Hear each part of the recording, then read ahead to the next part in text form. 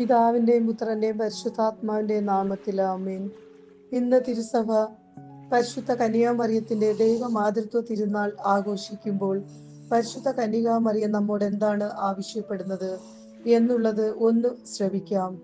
എല്ലാവരും വിശുദ്ധിയിൽ ജീവിക്കണമെന്ന് സ്വർഗം ആഗ്രഹിക്കുന്നുണ്ട്. മഹാമാരികൾ വരാൻ പോകുന്നു, യുദ്ധങ്ങളിലൂടെയും കടന്നുപോകും. എന്റെ മക്കൾ ഉണർവുള്ളവർ ആയിരിക്കുക.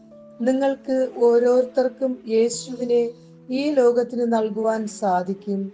യേശു ദൈവമായതുകൊണ്ട്, യേശുവിനെ ജന്മം നൽകിയത് കൊണ്ട് ഈ എളിയ അമ്മ ദൈവമാതാവാണെന്ന് അറിയപ്പെടുന്നു. സ്വർഗത്തിന് വേണ്ടി നിറയെ ആത്മാക്കളെ നമുക്ക് നേടിയെടുക്കേണ്ടിയിരിക്കുന്നു.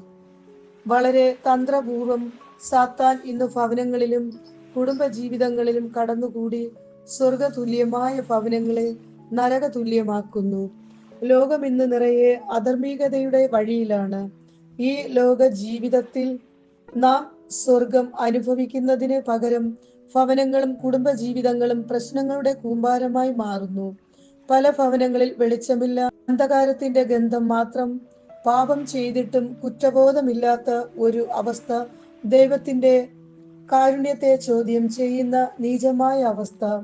ദൈവകരുണയ്ക്ക് വേണ്ടി പ്രാർത്ഥിച്ച് കുമ്പസാരം എന്ന അനുരഞ്ജന കൂദാശ മാസത്തിൽ ഒരിക്കൽ ചെയ്യുന്നത് നമ്മുടെ ആത്മാവിനെ വിശുദ്ധിയിൽ ജീവിക്കുവാൻ സഹായിക്കും.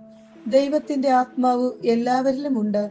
അത് അനുഭവിക്കുവാൻ നാം വഴി തുറക്കണം.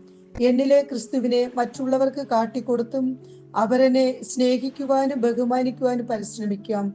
അതിനുള്ള കൃപ സ്വർഗം നൽകട്ടെ എന്ന് പ്രാർത്ഥിക്കുന്നു.